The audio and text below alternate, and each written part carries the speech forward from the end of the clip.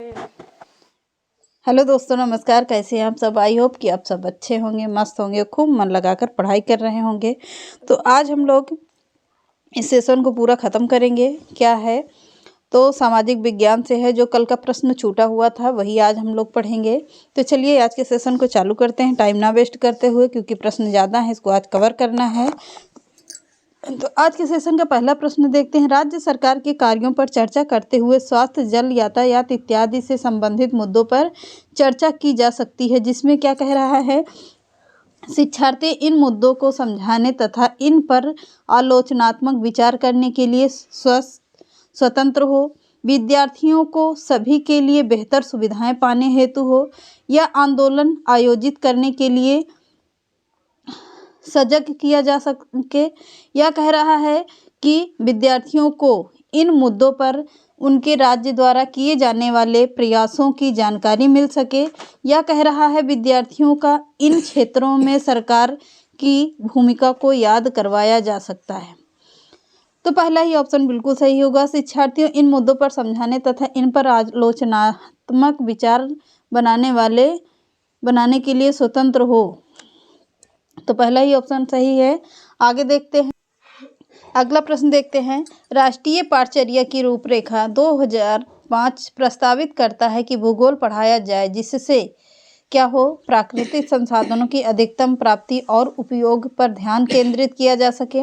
यह कह रहा है पर्यावरणीय चिंताओं तथा उनके संरक्षण के संबंध में आलोचनात्मक समझ पैदा की जा सके। यह कह रहा है कि भारत की विविध भौगोलिक विशेषताओं की इससे आर्थिक विकास में भूमिका को जाना जा सकता है। यह कह रहा है विद्यार्थियों का प्राकृतिक आपदाओं के का भारत अर्थव्यवस्था पर नष्टकारी प्रभावों के बारे में मार्गदर्शन किया जा सके। तो कौन सा सही होगा इसमें? तो बी ऑप्शन बिल्कुल सही होगा, क्योंकि कह रहा है कि पर्यावरणीय चिंताओं तथा इनके संरक्षण के संबंध में आलोचनात्मक समझ पैदा की जा सके। तो बी ऑप्शन बिल्कुल सही होगा। आगे देखते हैं, सामाजिक विज्ञान की शिक्षण पद्धति और संसाधनों के बारे में राष्ट्रीय पाठ्यचर्या की रूपरेखा 2005 के लिए अनुसार सामाजिक विज्ञान के शिक्षण के लिए निम्नलिखित में से किसको अपनाना चाहिए? किसके बारे में कह रहा है? ऑप्शन देखते हैं। अगला ऑप्शन देखिए, ऐसी तरीके जो रचनात्मक और आलोचनात्मक परिप्रेक्ष्य को बढ़ाते हैं। ऐसा उपागम जिससे बुद्धिमत्ता को बढ़ाने के लिए अधिगम शिक्षण सहायक सामग्री शामिल हो।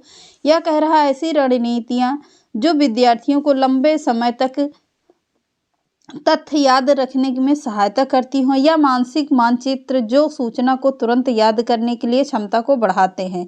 तो किसके बारे में कह रहा है? तो पहला ही ऑप्शन सही होगा। ऐसे तरीके जो रचनात्मक और आलोचनात्मक परिप्रेक्ष्य को बढ़ाते हैं। तो पहला ही ऑप्शन बिल्कुल सही होगा। आगे देखते हैं आगे का प्रश्न।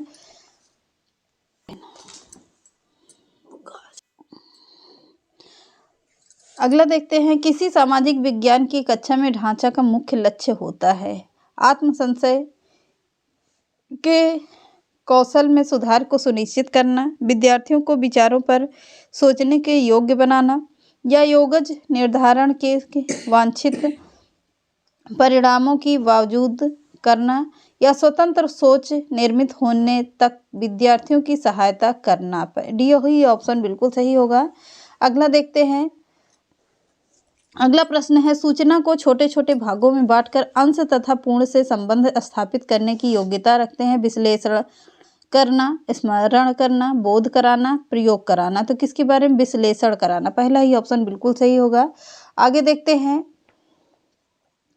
शैक्षणिक गतिविधियों पर विद्यार्थियों द्वारा खर्च किए जाने वाले समय को बढ़ाने के लिए अध्यापक को निम्नलिखित में से क्या करना चाहिए? विद्यार्थियों को कक्षा में चर्चा करने से पहले नए विषयों को पढ़ाने के लिए कहें, नई विषय सामग्री पर प्रश्नोत्तर सत्र के साथ प्रस्तुत करें, या कक्षा की गतिविधियों तथा संक्रमण काल के लिए योजना बनाएं, पढ़ाएं और समय सारणी लागू करें। तो सी ऑप्शन बिल्कुल सही होगा।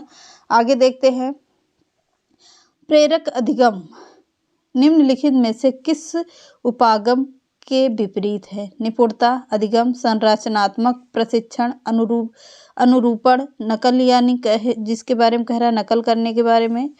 तो प्रतिपादन शिक्षण, तो किसके बारे में कह रहा है?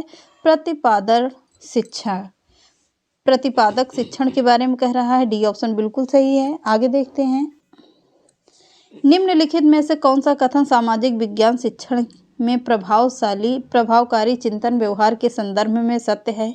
चिंतन को सैद्धांतिक ढांचे की ऐसी कड़ियों को निकाल देना चाहिए जो पूछताछ करने तथा समस्या समाधान को सीमित करती हों। यह कह रहा है कि अध्यापक को विश्वास तथा प्रत्येक अधिगम स्थिति के प्रति नमनीय वातावरण का निर्माण करना चाहिए। यह कह रहा है समवयस्क शिक्षण ध्यान से करना चाहिए क्योंकि इससे शिक्षक विद्यार्थियों की अपनी वैचारिक क्षमता प्रभावित होती है। यह कह रहा है कि चिंतन प्रक्रिया को ऐसे विद्यार्थियों के निवेश को नकार देना चाहिए जो कक्षा में अनुशासन के लिए शिक्षण पद्धति को चुनौती देते हैं। तो बी ऑप्शन बिल्कुल सही होगा। अध्यापक को विश्वास तथा प्रत्येक अधिगम स्थिति के नमनीय वातावरण का निर्माण करना चाहिए। तो बी ऑप्शन बिल्कुल सही होगा। आगे देखते हैं, आंध्र क्षेत्र में वंदे मातरम आंदोलन को निम्नलिखित में से किस नाम से जाना जाता है? किसके नाम से जाना जाता है? अब यहाँ से आएगा क्या? अब यहाँ से आएगा इतिहास के बारे में पूछेगा। कुछ प्रश्न शिक्षण के रहते हैं। आंध्र क्षेत्र में वंदे मातरम आंदोलन को निम्नलिखित में से किस नाम से जाना जाता है? सविनय अवज्ञा, खिलाफत, असहयोग या स्वदेशी आंदोलन? तो किसे जाना जाता है? स्वदेशी आंदोलन के नाम से जाना जाता है। अगला देखते हैं, निम्नलिखित में से किस विदुषी ने स्त्री और पुरुष के बीच सामाजिक अंतरों की आलोचना पर आधारित पुस्तक स्त्री पुरुष तुलना का लेखन किया है?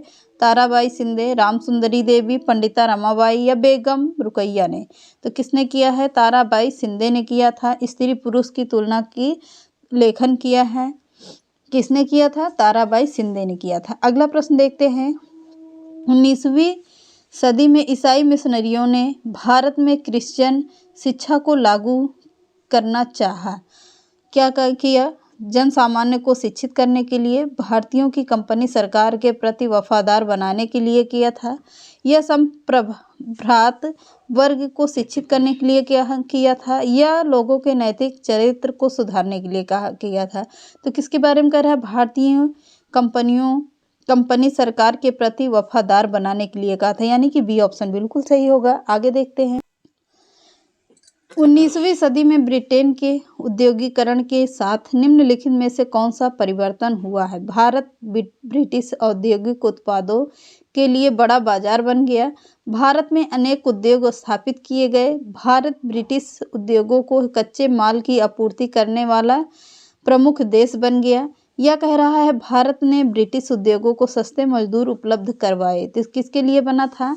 तो 19वीं सदी में ब्रिटेन के औद्योगिकरण के साथ साथ निम्नलिखित में से कौन परिवर्तन हुआ था? कि क्या हुआ था? भारत ब्रिटिश औद्योगिक उत्पादों के लिए बड़ा बाजार बन गया था। तो पहला ही ऑप्शन बिल्कुल सही होगा। आगे का प्रश्न देखिए, भू राजस्व के कौन से समझौते राजाओं और तालुकादारों को जमींदारों के रूप में मान्यता दी गई थी? अस्थाई समझौता, पट्टीदार समझौता, रैयतवाड़ी समझौता, महालवाड़ी समझौता? तो किसके बारे में कहा गया था? अस्थाई समझौते के बारे में कहा गया था। अब इसके थोड़ा सा डिटेल भी देख लेते हैं। 1973 ईस्वी में गवर्नर लॉर्ड कॉर्नवालिस द्वारा अस्थाई भू राज्य व्यवस्था को लागू किया गया था, जिसमें कंपनी एवं जमींदारों के बीच भू राजस्व से संबंधित समझौता हुआ। इस व्यवस्था के तहत जमींदारों को भी भूमि का वास्तविक स्वामी माना गया। इस व्यवस्था को तालुकदारी व्यवस्था या इस्तेमारी तथा जमींदारी व्यवस्था के नाम से जाना जाता है। तो समझ में आ गया। आगे देखते हैं, वेरी इंपॉर्टेंट प्रश्न है ये।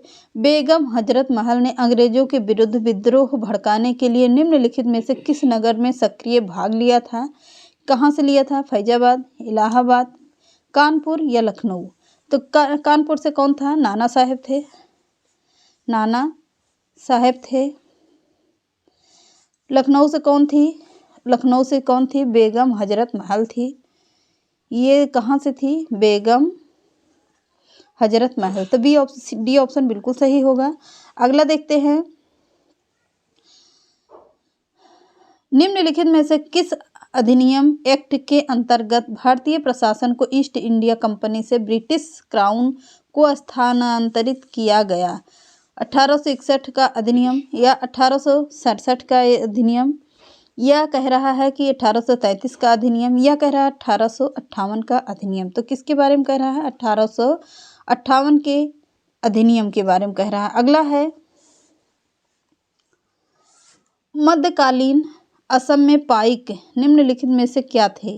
पानी लाने वाले, अनिवार्य सेना के सदस्य थे, बलात् मजदूर थे या बागान में काम करने वाले मजदूर थे? तो किसके बारे में कह रहा है? अनिवार्य सेना के सदस्य थे। कौन? मध्यकालीन में पाइक जिसे कहा जाता था। अगला प्रश्न देखते हैं, मणिग्राम और नानदेशी निम्नलिखित में से क्या थे? चोल शासन की प्रशासनिक इकाइयाँ थी, ब्राह्मणों के ब्रह्मदेय के रूप में दिए गए प्रसिद्ध गांव, चोल काल के प्रसिद्ध शहर थे या दक्षिण भारत के प्रसिद्ध व्यापार संघ थे? तो डी ऑप्शन बिल्कुल सही होगा, दक्षिण भारत के व्यापार संघ थे। अगला प्रश्न देखते हैं, थोड़ा सा लंबा है, इसको थोड़ा सा पूरा देखने के लिए छोटा करना पड़ेगा। तो क्या कह रहा है, किसके बारे में कह रहा है? नीचे दिए कुछ स्थानों एवं वर्तमान राज्य के नाम दिए गए हैं जहां अनाज और पालतू पशुओं के प्रमाण साक्ष्य पाए गए हैं। तो किसके बारे में कह रहा है? चिरांद कश्मीर में है, कोल्ली हवा उत्तर प्रदेश, बुर्ज होम आंध्र प्रदेश और हालूर बिहार में। तो कौन सा कह रहा है? तो इसके बारे में कौन सा सही होगा? तो सी ऑप्शन बिल्कुल सही होगा। पहले कि इसके बारे में कह रहा है, बिहार के बारे में कहा गया है, पहला बिहार आएगा, फिर आएगा, पहले इसको ऐसे ही देख लेते हैं वरना टाइम ज़्यादा लगेगा।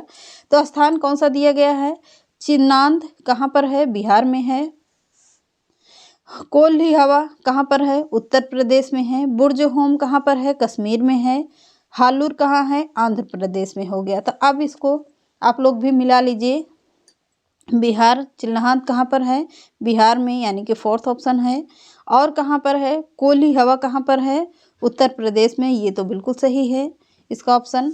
बुर्ज होम कहाँ पर होगा? बुर्ज होम है कश्मीर में है, ये आ गया। हालूर कहाँ है? बिहार में।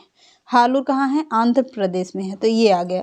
तो सब मिल गया, सी ऑप्शन सही होगा। आगे देखते हैं, श्रांग वेद में गंगा और यमुना का नाम, नदी का बार नाम आया है, कितनी बार आया है? श्रांग वेद में गंगा और यमुना नदी का कितनी बार नाम आया है? 12 बार, 1 बार, लगभग 1000 बार या 100 बार? तो कितनी बार आया? 1 बार आया है, केवल 1 बार आया है। अगला प्रश्न देखते हैं, निम्नलिखित में से कौन सी विशेषता बौद्ध और जैन दोनों धर्मों में है? मुक्ति पाने के लिए मनुष्य को अपने वस्त्रों सहित सब कुछ त्यागना होता है। अधिक पाने की निरंतर इच्छा को मध्य मार्ग अपनाकर समाप्त किया जा सकता है। केवल वही सच्चा ज्ञान प्राप्त कर सकता है जो घर त्याग देते हैं। किसके बारे में कहा गया? महात्मा बुद्ध के बारे में कहा गया है। यह कह रहा है, इन दोनों धर्मों को मुख्यतः व्यापारियों के का समर्थन प्राप्त था, यानी कि डी ऑप्शन बिल्कुल सही है। अगला देखते हैं, निम्नलिखित में से किसने कहा था कि उच्च जातियों का उनकी भूमि पर कोई अधिकार नहीं है, क्योंकि वास्तव में भूमि का संबंध देशज लोगों से है, अर्थात तथा कथित निम्न जातियों में कौन से थे? घासीदास, ज्योतिबा फुले थे, नारायण श्री नारायण गुरु थे या हरदास ठाकुर थे? तो किसके बारे में कहा गया है? किसके बारे में कहा जाएगा? ज्योतिबा फुले के बारे में कहा गया, ज्योतिबा राव फुले के बारे में कहा गया। बी ऑप्शन बिल्कुल सही है। आगे देखते हैं, एक प्रश्न और देख लीजिए जो इम्पोर्टेंट है। पृथ्वी द्वारा प्रसारित या प्रेषित रेडियो तरंगों को वापस पृथ्वी पर कौन परावर्तित करता है? किसके बारे में कहा गया है? समताप मंडल या ताप मंडल होगा या ब्रह्मा मंडल होगा या मध्य मंडल होगा? तो किसके बारे में कह रहा है? समताप मंडल के क्या होगा? यहाँ पर हवाई जहाज वगैरह सब उड़ते हैं, तो ताप मंडल के बारे में कहा जा रहा है। बी ऑप्शन बिल्कुल सही है। अगला देखते हैं, यानी कि चलिए आज इसको यहीं पर ख़त्म करते हैं, प्रश्न ज़्यादा हो गया, टाइम भी बहुत हो गया है। तो चलिए मिलते हैं नेक्स्ट क्लास में। चैनल पसंद आए तो लाइक सब्सक्राइब एंड शेयर कर दीजिएगा। नमस्कार।